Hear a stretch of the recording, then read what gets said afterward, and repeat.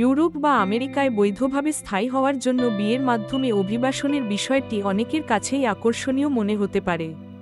এই অংশে আমরা শুধুমাত্র আইনি, নিরাপদ এবং বাস্তবসম্মত পদ্ধতির ওপর গুরুত্ব দেব।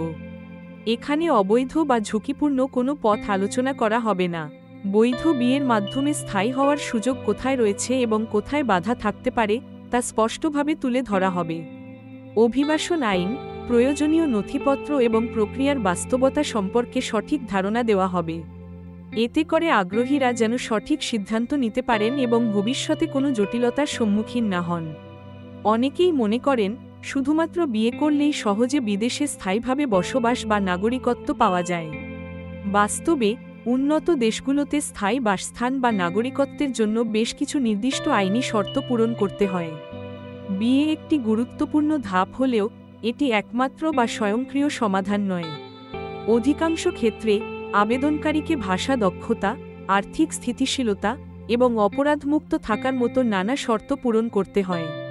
কখনো কখনো দীর্ঘ সময় ধরে দেশটিতে বসবাস এবং সামাজিক সংহতির প্রমাণও দিতে হয়। এসব শর্ত পূরণ না করলে আবেদন বাতিল হতে পারে। তাই বৈধ অভিবাসনের জন্য সংশ্লিষ্ট দেশের আইনি মানদণ্ড সম্পর্কে সচেতন থাকা অত্যন্ত জরুরি। বিবাহ নিবন্ধনের জন্য প্রয়োজনীয় কাগজপত্রের মধ্যে রয়েছে বিবাহ সনদ, পরিচয়পত্র, অবিবাহিত থাকার প্রমাণ এবং সম্পর্কের সত্যতা নিশ্চিত করার দলিল। এই সব কাগজপত্র যথাযথভাবে প্রস্তুত করা অত্যন্ত গুরুত্বপূর্ণ, কারণ এগুলো আবেদন প্রক্রিয়ায় নির্ভরযোগ্যতা ও স্বচ্ছতা নিশ্চিত করে। পরিচয়পত্র যেমন জাতীয় পরিচয়পত্র বা পাসপোর্ট, অবিবাহিত থাকার প্রমাণ হিসেবে নোটারি পাবলিকের ঘোষণাপত্র বা সরকারি সনদ প্রয়োজন হতে পারে। সম্পর্কের সত্যতা প্রমাণে যৌথ ছবি, যোগাযোগের রেকর্ড কিংবা ভ্রমণের তথ্য উপস্থাপন করা যেতে পারে। প্রতিটি দলিল সঠিকভাবে পূরণ ও সংরক্ষণ করা আবশ্যক, যাতে কোনো তথ্যের ঘাটতি না থাকে। প্রয়োজনীয় কাগজপত্রের যথাযথ প্রস্তুতি আবেদন প্রক্রিয়াকে সহজ ও নির্ভরযোগ্য করে তোলে। ইমিগ্রেশন কর্তৃপক্ষ বৈবাহিক সম্পর্কের সত্যতা যাচাই করতে বিভিন্ন উপায় অবলম্বন করে। তারা দেখে দম্পতিরা কি সত্যিই একসাথে বসবাস করছে, পারস্পরিক যোগাযোগ ও সম্পর্কের গভীরতা রয়েছে কিনা। ভুয়া বা কাগজে কলমে বিয়ে, যাকে শাম ম্যারেজ বলা হয়, গুরুতর আইনি ঝুঁকি তৈরি করে। যদি কর্তৃপক্ষ বুঝতে পারে যে সম্পর্কটি প্রকৃত নয়, তাহলে ভিসা বাতিল, জরিমানা বা ভবিষ্যতে ইমিগ্রেশন সুবিধা পাওয়ার ক্ষেত্রে নিষেধাজ্ঞা আরোপ হতে পারে। প্রকৃত সম্পর্কের প্রমাণ না দিতে পারলে আবেদনকারী এবং তার সঙ্গী উভয়ই আইনি সমস্যায় পড়তে পারেন। তাই বৈধ ও আন্তরিক সম্পর্কের যথাযথ দলিল ও তথ্য উপস্থাপন করা অত্যন্ত গুরুত্বপূর্ণ। যুক্তরাষ্ট্রে স্বামী বা স্ত্রীকে অভিবাসনের জন্য দুটি প্রধান ভিসা বিকল্প রয়েছে: CR1, IR1 এবং K1 visa. CR1, IR1 visa সাধারণত বৈবাহিক সম্পর্কের ভিত্তিতে দেওয়া হয়, যেখানে আবেদনকারীকে প্রথমে I-130 পিটিশন জমা দিতে হয়। এরপর কনসুলার প্রসেসিংয়ের মাধ্যমে প্রয়োজনীয় কাগজপত্র ও সাক্ষাৎকারের ধাপ অতিক্রম করতে হয়। K1 ভিসা মূলত বাগদত্তির জন্য, যা যুক্তরাষ্ট্রে প্রবেশের পর বিবাহ এবং পরে স্ট্যাটাস পরিবর্তনের সুযোগ দেয়। এই প্রক্রিয়ায় আবেদনকারীর আর্থিক যোগ্যতা প্রমাণ এবং বিভিন্ন ডকুমেন্ট যেমন বিবাহের প্রমাণ, জন্ম সনদ ও পুলিশ ক্লিয়ারেন্স জমা দিতে হয়। প্রতিটি ধাপে নির্ধারিত ফি ও সময়সীমা রয়েছে, এবং সঠিক তথ্য ও কাগজপত্র প্রস্তুত রাখা অত্যন্ত গুরুত্বপূর্ণ। যুক্তরাষ্ট্রে অভিবাসনের প্রক্রিয়া সঠিকভাবে অনুসরণ করতে হলে সরকারি উৎস ও নির্দেশনা মেনে চলা অত্যন্ত গুরুত্বপূর্ণ। স্টেট ডিপার্টমেন্ট এবং USCIS এর নির্দেশাবলী অনুসরণ করলে আবেদনকারীরা সর্বশেষ ও নির্ভরযোগ্য তথ্য পেতে পারেন। সরকারি পোর্টালগুলোতে আবেদন প্রক্রিয়া, নীতিমালা এবং আপডেট সম্পর্কে বিস্তারিত তথ্য প্রদান করা হয়। ভুল বা বিভ্রান্তিকর তথ্য এড়াতে সবসময় অফিসিয়াল ওয়েবসাইট ব্যবহার করা উচিত। এতে আবেদনকারীর সুযোগ সুবিধা এবং নিরাপত্তা নিশ্চিত হয়। সরকারি নির্দেশনা অনুসরণ করলে অভিবাসন প্রক্রিয়া আরও সহজ ও স্বচ্ছ হয়। যুক্তরাজ্যে স্পাউস বা পার্টনার ভিসার জন্য আবেদন করতে হলে কিছু গুরুত্বপূর্ণ শর্ত পূরণ করতে হয়। আবেদনকারীর ন্যূনতম আয়ের সীমা রয়েছে, যা সাম্প্রতিক নীতিমালায় পরিবর্তিত হয়েছে। এছাড়া ইংরেজি ভাষায় দক্ষতার প্রমাণ দিতে হয় এবং উপযুক্ত বাসস্থানের ব্যবস্থা থাকতে হয়। এই প্রক্রিয়াটি অনেকের জন্য জটিল হতে পারে, কারণ নীতিমালার পরিবর্তন ও কঠোরতা বাড়ছে। অনেক আবেদনকারী আয়ের প্রমাণ বা ভাষা পরীক্ষায় চ্যালেঞ্জের মুখোমুখি হন। তাই সঠিক তথ্য ও প্রস্তুতি ছাড়া আবেদন করা ঝুঁকিপূর্ণ হতে পারে। জার্মানিতে বৈবাহিক ভিত্তিক পুনর্মিলনের প্রক্রিয়া বেশ কাঠামোবদ্ধ। এখানে বৈধ বিয়ের প্রমাণ দেখানো অত্যন্ত গুরুত্বপূর্ণ। আবেদনকারীর জন্য সাধারণত জার্মান ভাষায় অন্তত এক স্তরের দক্ষতা থাকতে হয়, যা মৌলিক যোগাযোগের জন্য অপরিহার্য। এছাড়া জার্মানিতে বসবাসরত ব্যক্তিকে পর্যাপ্ত আয় এবং বাসস্থানের ব্যবস্থা থাকতে হবে, যাতে নতুন সদস্যের জন্য যথাযথ পরিবেশ নিশ্চিত করা যায়। তবে ইউরোপীয় ইউনিয়ন বা ইউরোপীয় অর্থনৈতিক এলাকার নাগরিকদের জন্য কিছু বিশেষ নিয়ম রয়েছে, যা তাদের জন্য প্রক্রিয়াটি সহজ করে দেয়। এই নিয়মাবলী আবেদনকারীর ব্যক্তিগত পরিস্থিতি অনুযায়ী পরিবর্তিত হতে পারে। ফ্রান্সে পরিবার পুনর্মিলন নীতিমালার আওতায় স্পন্সরকে অবশ্যই পর্যাপ্ত আয়, উপযুক্ত বাসস্থান এবং স্বাস্থ্য বীমা থাকতে হয়। এই শর্তগুলো পূরণ না হলে আবেদন গ্রহণযোগ্য হয় না। আবেদন প্রক্রিয়ার জন্য নির্দিষ্ট সময়সীমা নির্ধারিত আছে, যা সাধারণত কয়েক মাস পর্যন্ত স্থায়ী হতে পারে। নাগরিকত্ব লাভের জন্য আইনি কাঠামো রয়েছে, যেখানে নির্দিষ্ট সময় ফ্রান্সে বসবাস, ভাষাজ্ঞান এবং সমাজের সাথে সংযুক্তির প্রমাণ দিতে হয়। পুরো প্রক্রিয়াটি স্বচ্ছ ও নিয়মতান্ত্রিকভাবে পরিচালিত হয়, যাতে আবেদনকারীরা তাদের অধিকার ও দায়িত্ব সম্পর্কে স্পষ্ট ধারণা পান। স্পেনে স্বামী বা স্ত্রীর সাথে যোগ দেওয়ার জন্য একটি নির্দিষ্ট প্রক্রিয়া অনুসরণ করতে হয়। প্রথমে আবেদনকারীর বৈধ নথিপত্র, যেমন পাসপোর্ট, বিবাহের সনদ এবং জন্ম সনদ প্রস্তুত রাখতে হয়। এছাড়া আবেদনকারীর আর্থিক সামর্থ্য প্রমাণ করতে হয়, যাতে স্পেনে বসবাসের সময় প্রয়োজনীয় খরচ বহন করা যায়। স্পেনীয় কর্তৃপক্ষ আবেদনকারীর সম্পর্কের সত্যতা যাচাই করে, এজন্য যৌথ ছবি, যোগাযোগের প্রমাণ এবং একসাথে কাটানো সময়ের তথ্য জমা দিতে হয়। এই প্রক্রিয়ায় সব তথ্য সঠিকভাবে উপস্থাপন করা অত্যন্ত গুরুত্বপূর্ণ। সঠিক নথিপত্র ও সম্পর্কের প্রমাণ ছাড়া আবেদন বাতিল হওয়ার ঝুঁকি থাকে। তাই আবেদন করার আগে সংশ্লিষ্ট নিয়ম ও শর্তাবলী ভালোভাবে জানা উচিত। নেদারল্যান্ডসে স্বামী বা স্ত্রীর মাধ্যমে অভিবাসনের জন্য কিছু নির্দিষ্ট প্রক্রিয়া অনুসরণ করতে হয়।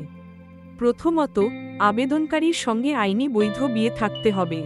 এরপর ডাচ নাগরিক বা স্থায়ী বাসিন্দার নির্দিষ্ট আয় মানদণ্ড পূরণ করা আবশ্যক, যাতে তারা প্রমাণ করতে পারে যে তারা তাদের সঙ্গীকে আর্থিকভাবে সহায়তা করতে সক্ষম। এছাড়াও আবেদনকারীকে ইন্টিগ্রেশন বা সমাজে মিশে যাওয়ার জন্য নির্দিষ্ট শর্ত পূরণ করতে হয়, যেমন ভাষা ও সমাজ সম্পর্কে মৌলিক জ্ঞান অর্জন। পুরো প্রক্রিয়াটি পরিচালনা করে ইন্ডি, অর্থাৎ ইমিগ্রেশন অ্যান্ড ন্যাচারালাইজেশন সার্ভিস। তাদের কাছে আবেদন জমা দেওয়া ও প্রয়োজনীয় নথিপত্র সরবরাহ করা বাধ্যতামূলক। এই ধাপগুলো সফলভাবে সম্পন্ন হলে আবেদনকারী ডাচ সঙ্গীর সাথে নেদারল্যান্ডসে বসবাসের অনুমতি পেতে পারেন। সুইডেনে বিবাহের মাধ্যমে পরিবার পুনর্মিলনের জন্য কিছু নির্দিষ্ট শর্ত পূরণ করতে হয়। আবেদনকারীদের বৈবাহিক সম্পর্কের সত্যতা প্রমাণ করতে হয়, যেমন বিবাহ সনদ, ছবি এবং যোগাযোগের তথ্য। এছাড়া আবেদনকারীকে পর্যাপ্ত আয় এবং উপযুক্ত বাসস্থানের ব্যবস্থা থাকতে হবে, যাতে পরিবার সদস্যরা সেখানে নিরাপদে থাকতে পারেন। সুইডিশ মাইগ্রেশন এজেন্সি এই সমস্ত তথ্য গভীরভাবে পর্যালোচনা করে এবং আবেদনকারীর পরিস্থিতি মূল্যায়ন করে। তারা দেখে আবেদনকারীর আয় স্থায়ী ও নির্ভরযোগ্য কিনা এবং বাসস্থানটি পরিবারের জন্য যথেষ্ট উপযোগী কিনা। সকল শর্ত পূরণ হলে পরিবার পুনর্মিলনের অনুমতি দেওয়া হয়। এই প্রক্রিয়াটি স্বচ্ছ ও বিস্তারিতভাবে পরিচালিত হয়, যাতে আবেদনকারীর এবং পরিবারের নিরাপত্তা ও স্বার্থ নিশ্চিত করা যায়। আয়ারল্যান্ডে স্বামী বা সঙ্গীর অভিবাসন প্রক্রিয়া শুরু করতে হলে প্রথমেই বৈধ বিয়ের প্রমাণ থাকা অত্যন্ত গুরুত্বপূর্ণ। আবেদনকারীর আর্থিক স্থিতিশীলতা নিশ্চিত করতে হবে, যাতে তারা স্বতন্ত্রভাবে জীবনযাপন করতে পারেন এবং সরকারের ওপর নির্ভরশীল না হন। আবেদনের সময় নির্দিষ্ট আবাসিক শর্ত পূরণ করতে হয়, যেমন নির্দিষ্ট সময় ধরে একসঙ্গে বসবাসের প্রমাণ। এছাড়া প্রয়োজনীয় নথিপত্র যেমন বিয়ের সনদ, পরিচয়পত্র এবং আর্থিক তথ্য সঠিকভাবে জমা দিতে হবে। এই সব শর্ত পূরণ করলে অভিবাসন কর্তৃপক্ষ আবেদনটি মূল্যায়ন করে এবং অনুমোদন দেয়। পুরো প্রক্রিয়াটি স্বচ্ছ এবং নিয়মিতভাবে পরিচালিত হয়, যাতে আবেদনকারীর অধিকার ও নিরাপত্তা নিশ্চিত হয়। এই তুলনামূলক বিশ্লেষণে প্রতিটি দেশের প্রধান সুবিধা ও চ্যালেঞ্জগুলো পাশাপাশি তুলে ধরা হয়েছে। এতে বোঝা যায় কোন দেশে সুযোগ বেশি এবং কোথায় বাধা সবচেয়ে বেশি। কিছু দেশে প্রযুক্তিগত অগ্রগতি ও নীতিগত সহায়তা ব্যবসার প্রসারে সহায়ক হলেও অন্য কোথাও অবকাঠামোগত সীমাবদ্ধতা ও প্রশাসনিক জটিলতা বড় চ্যালেঞ্জ হিসেবে দেখা দেয়। শ্রমশক্তির দক্ষতা, বাজারের প্রবৃদ্ধি এবং বিনিয়োগের পরিবেশও এক এক দেশে ভিন্ন।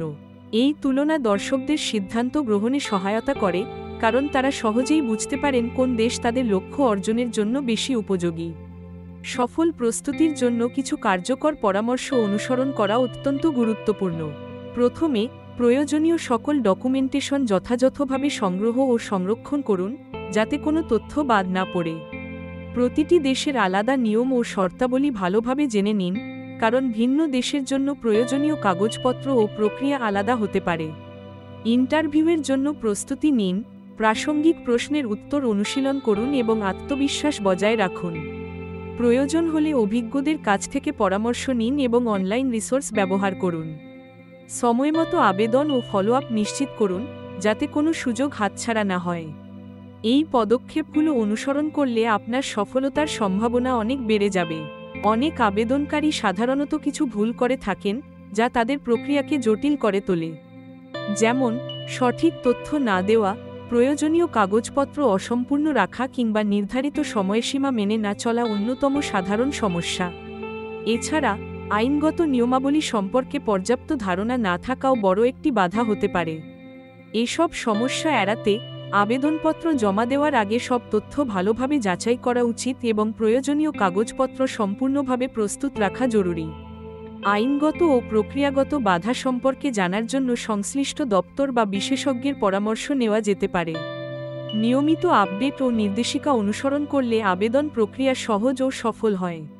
এই আলোচনায় আমরা বৈবাহিক মাধ্যমে অভিবাসনের গুরুত্বপূর্ণ বিষয়গুলো নিয়ে আলোচনা করেছি।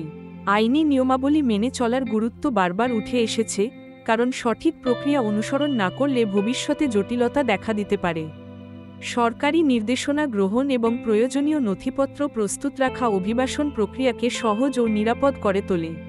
সফল অভিবাসনের জন্য সতর্ক পরিকল্পনা ও তথ্যভিত্তিক সিদ্ধান্ত গ্রহণ অপরিহার্য।